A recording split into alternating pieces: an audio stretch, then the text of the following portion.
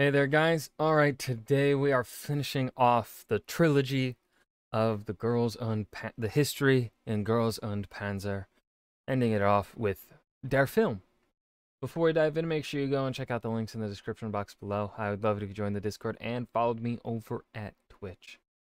Okay, I'm assuming the film is the ending of the tournament because I don't think part 2 had the ending of the tournament. If I'm remembering right. I watched it yesterday when I'm recording this. Yeah, let's dive in. It's coming right at us! Yay! Darusio Yesisio Balushin. Luna! Clara! You can't speak Russian on the battlefield! Remember, no Russian. No Russian. We can finish them if we charge now! Yes, charging in is what we do! That's right, because it always works.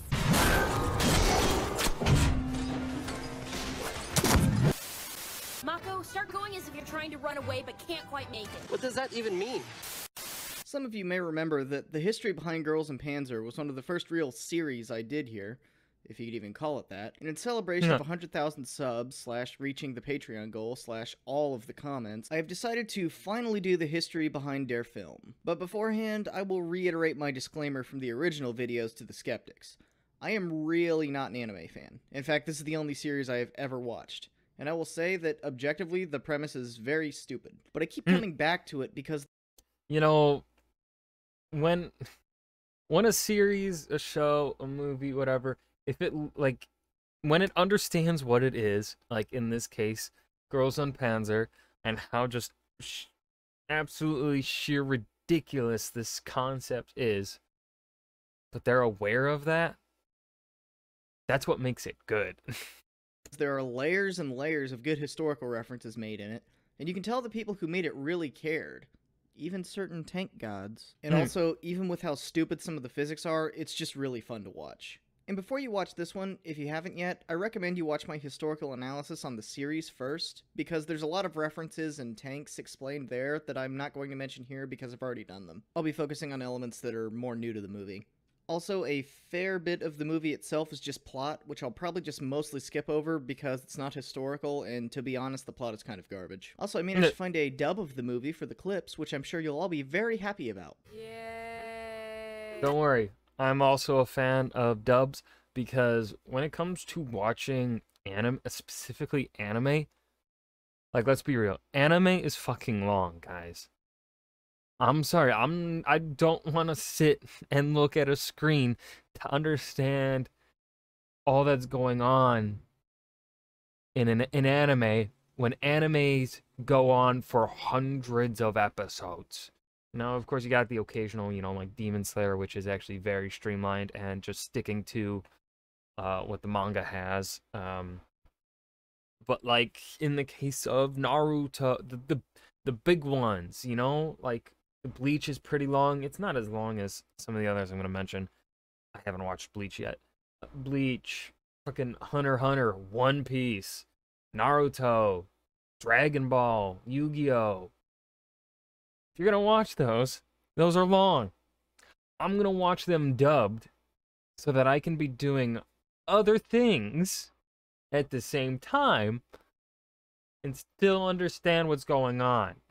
Okay? Sorry, sub ain't superior. There we go, got that out of the way. The film opens with the British team, St. Gloriana's, taking cover in a sand trap on a golf course surrounded... Was that a reference to James Bond with that? Hold on, let's go back here. I feel like this shot is a James Bond reference because the British team, and we're like, that's totally James Bond. This is a reverse James Bond, but yeah, the James Bond reference 1000%. Opens with the British team, St. Gloriana's, taking cover in a sand trap on a golf course surrounded by Ori in a post-tournament exhibition match of combined high school teams as the Finns... Oh, this is post-tournament? So Ori won the tourney?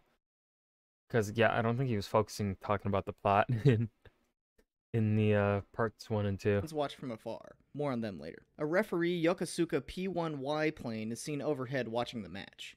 It is then that we meet a new team, Chiyotan Academy, or the Japanese. This team sports mostly early variant Type 97 Chiha tanks. The Type 97 was designed in 1936 as an improvement on the Type 95 Light, and saw many of the same features such as the bell crank suspension used on it. It was the second most produced tank by the Imperial Japanese Army in World War II, and saw service on all fronts till the end of the war. There are also a few Type 95 Ha-Go tanks, which was the Japanese interpretation of the 7-ton Light seen popping up in many countries in the early 30s. During the war, especially up against the US and Red armies, these tanks fared very poorly against newer, heavier vehicles, as these were meant to be infantry tanks to support the Dude, the Pacific is a fantastic miniseries. I really enjoyed that. I think I might have enjoyed that one more than Band of Brothers, but that might just be due to Pacific being a bit newer. But from, man, I don't know. It's hard to say which one I enjoyed more. I think I remember more scenes from the Pacific than I do Band of Brothers. I've both only watched them once. But Band of Brothers opening was very slow for me. Which of course, you know, different tastes. But for me, the opening for Band of Brothers was really slow. But the Pacific, I really liked. infantry, and the Japanese didn't really care too much about heavy armor or large guns on them, as Japan's main focus during their development was on China, a country with no significant tank force. For more information on this, and the Ha-Go in particular, check out the video I did on the inside of the Ha-Go tank. Miho orders the Ori and Chiyotan force to advance, which, after a bit, the Japanese interpret as an order for an all-out charge Banzai style. And it's fun to see the Japanese have a sense of humor about themselves and continue the running gag of school cultural stereotypes. Two Matilda IIs are taken out along with most of the Japanese team, and the British are able to escape once their allies, the Russians, come and relieve them. Coming from the other side are a handful of Mark VI Crusader tanks led by fan favorite Rosehip. The Crusader was an early to mid-war cavalry tank, boasting ridiculous speeds of up to 40 miles per hour, making them excellently suited for the deserts in the North African campaign. However, these tanks were plagued with mechanical problems, which became their Achilles heel. By the time these issues were sorted out, though, the tank was outclassed. The show, though, really plays to their speed with some ridiculous maneuvers pulled off by it. Plays to their speed with some ridiculous maneuvers pulled off by it. Ori quickly finds itself surrounded and falls back to the city as the Finns judge them. There is then a long chase with multiple British and Russian tanks being lost, along with a few from Ori. The funniest one being the M3 Lee being killed by Nona's IS-2.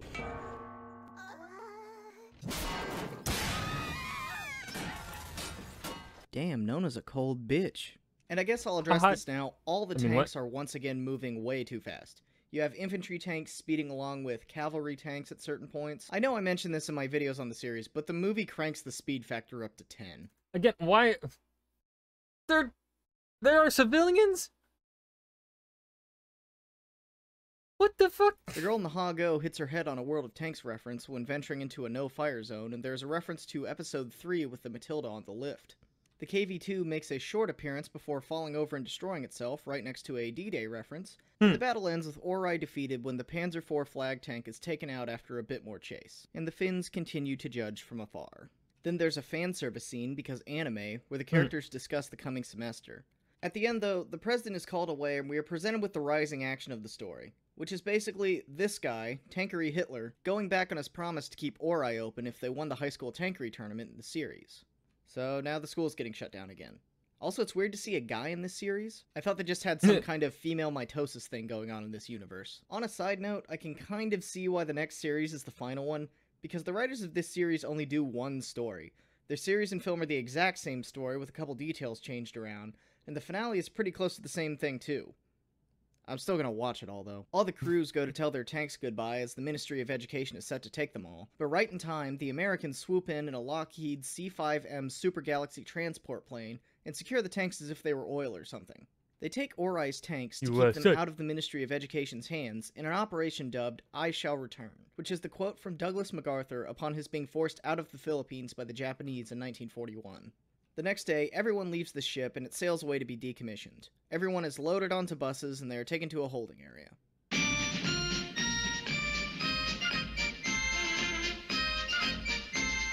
That night, Saunders returns with Orai's tanks, airdropping them down in Operation I Have Returned, the words of Douglas MacArthur when he retook the Philippines in 1944. The next bit is a lot of plot, but there are some good references hidden inside, including Yukari cooking with German mess equipment next to a Zelt, and the History Club playing a military strategy game that looks like it's about the North African campaign. I played that exact same fucking game. I know exactly what he is talking about. Hold on. Is the imagery the fucking same too? Like the pieces used? Kinda, sorta. I mean, they've got the right idea. Yeah, it's just not that detailed, and for obvious reasons, it's not gonna be that detailed, but yeah, no, I know exactly what this is. I know exactly what this is. I've played this game. I sucked at it. My dad kicked my ass. Like it's about the North African campaign. Miho and the gang head into town in the Panzer IV and stop to visit Nightmare Land. Fuck no. Nope. And that and this person become important later. Also, Yukari is my spirit animal. For a guy Damn. named Punchy, he Well, sure actually, not punched really. a lot. Back in reality, the president attempts negotiations with Tankery Hitler, and over a few scenes with some help from other characters, is able to convince the Federation to let Orai fight against a college team to keep their school. As this is going on, Miho goes home where you find out her and Maho are actually friends, and that her mother still holds a grudge against her for saving someone instead of winning a sport. There's then a flashback scene with a Panzer II, an early war German tank that saw service on all fronts with multiple variants produced, and was seen as the workhorse of the German army from 1939 through 40. Miho's mother meets with the mother of the leader of the university team they will be fighting, set to clips of University Shermans driving through a field of destroyed Panthers from another school as they discuss the match. The president returns to camp and tells everyone about the match, to much joy from the others, but worries about how few tanks they have, and that it's an annihilation match. Orai seems to have an out though, as the other teams are seen traveling, with the British school on their ship, the Americans flying their C-5, the Russians traveling on a Zubar-class LCAC, a large fan-driven landing craft from the late 80s, the Germans in an LZ-217 Graf Zeppelin, the Japanese on a train, and the Finns in the forest. Because of course they are. Damn right. All sending and receiving communications about a tea party they are invited to attend. At the qualification, the other schools provide additional troops and tanks, including a Tiger 1 and 2 and 2 Oh, that's wholesome. I like that.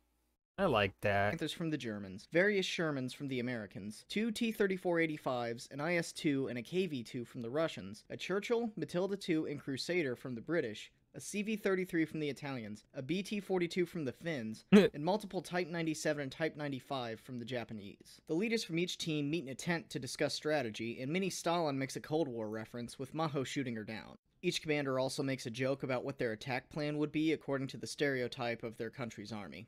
After this, we formally meet the enemy, the All-Stars University team, who are essentially a post-war UN team consisting of mostly M26 Pershings. The Pershing was the Americans' answer to the heavy tanks popping up in late World War II from the Germans and the Soviets, and didn't see much service in World War II, but did in Korea. The design supported an excellent 90mm gun and good armor, but it suffered from reliability problems for most of its life. They also have a few M24 Chaffee light tanks. Built as a replacement for the Stuart, the Chaffee also saw limited service in World War II, as they could not be fielded in significant numbers in time, but saw service in Korea and are currently in service still in Uruguay. The command tank is a Centurion Mark I, a British post-war tank considered by many to be the first MBT. Although it missed World War II, Centurions were in service until the late 80s, seeing its heaviest service also in Korea. It was also, in my opinion, the only good British design during World War II, and it didn't even make World War II. Got him. Proceed to fight in the comments over that statement. The match begins with both teams moving forward scouting for each other. Now this battle is nearly an hour long and a total clusterfuck of stuff going on. So instead of going through it blow by blow, because that would be boring, I'll briefly mention the bigger things and focus more on the references. But if you haven't, you definitely should watch it. Regardless of how inaccurate it is, it's just super fun to watch. The first action takes place in the woods as the university team attempts to encircle Orai, and it goes very well for them.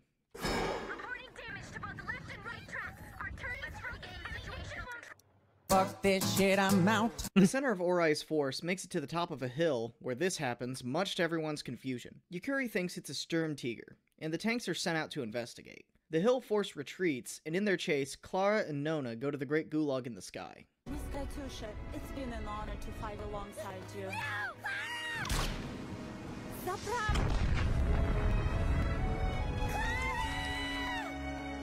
Wait, nobody dies in this sport. Why is Yeah. Stalin so upset? The scout tank soon finds Yeah, that's the one thing that I think would take me out of it if I were to watch it, is the that tension, right? They want this tension in the during these long fights, to keep, you interested, and keep the drama up there. But like, once you remember, like, but no one's supposed to die or get hurt. They're supposed to be, nothing, no injuries here. Nothing's bad is supposed to happen. Yeah, it undercuts itself there. find out that the large explosions were caused by a large Karl Garat mortar, a German 600mm siege mortar mounted on a mobile chassis. Although impressive, these weapons were very impractical during the war and saw limited service. They required But would that count as a tank? I thought they were just supposed to be fighting with tanks. large crews to man and defend, and were extremely difficult to get from place to place, and they were mostly a large morale booster for German troops in the field. The scout tanks hatch a plan to kill it, with the BT-42 providing support. The BT-42 was a Finnish modification of Soviet BT-7 light tanks, adding a bigger turret and gun, and made in limited numbers. Now, as ridiculous and awesome as the BT scene is, it is made with the history of the vehicle in mind. Namely in two parts, the first being the large jump it made. The world record for longest jump made by a tank was made by a Soviet BT, so this is probably a reference to that. But with the BT-42 being heavier, I doubt it could make this, but that is what it's referring to. The second is it driving on its road wheels. The BT tanks did have this feature to shift the drive to its wheels when the tracks were taken off, but this was a bit of a process and didn't happen this quickly. After taking out a few Pershings that it probably couldn't, the BT is killed and the Hetzer makes a jump it could not make to kill the Karl. The battle then heads into a military-themed amusement I mean, it's so goofy, I like it. park, and there are a ton of references within, including a Thomas the Tank version of a tortoise, a rat, a V-2 rocket, and a little fortified house called the Maginot House, in reference to the Maginot Line, just to name a few. The university team arrives and a lot of fighting ensues, most notably with the T-28 Super Heavy tank. This 100-ton American assault gun was developed late in the war to deal with the Siegfried Line on the German border. The idea was it would punch through the German defenses, and the Germans would be unable to kill it in the process. However, the Siegfried Line had already been overrun by the time it passed its trials, and it was never used.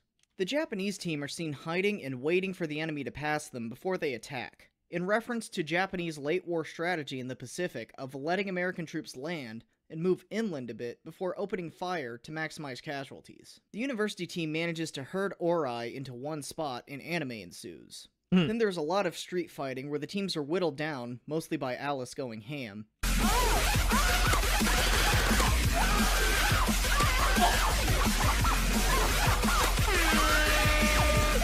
To the Tiger 1 of Panzer IV against the Centurion. There's a ridiculous chase scene that's basically Tokyo Drift, where Alice hesitates because she sees a bear, and Miho is able to claim victory. The Tiger tows the Panzer IV back, and everyone celebrates. Well, there it is, and I hope this video at least somewhat lived up to your expectations of the months of requests. It probably didn't. But I just want to take a second at the end here to thank everybody for 100,000 subscribers, and all of this. I'm one of them. And hopefully this long requested video shows at least a part of all the gratitude I have for it. When I started this channel, I figured I would probably just make videos for a few people for fun, and never would have imagined it would so quickly turn into the awesome community it is now. As always, I'd also like to thank my patrons on Patreon for making my videos possible. Oh, there's a scene but this here one at the end. especially because this was one of my goals, and I couldn't have reached it without them as fast as I did. Now, here's some more ship posts to play out the video. Yay! Help me, please! Kick his ass, Seabass!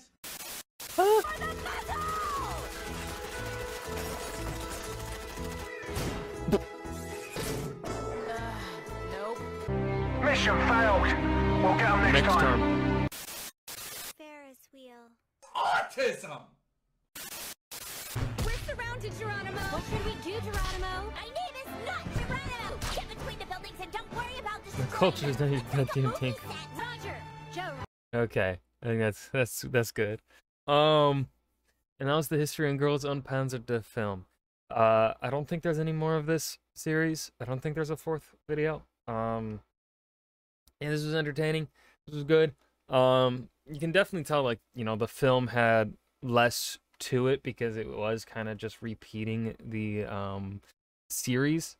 So you could, I mean, you can also tell just by the run time of Potential Histories video here of 14 minutes.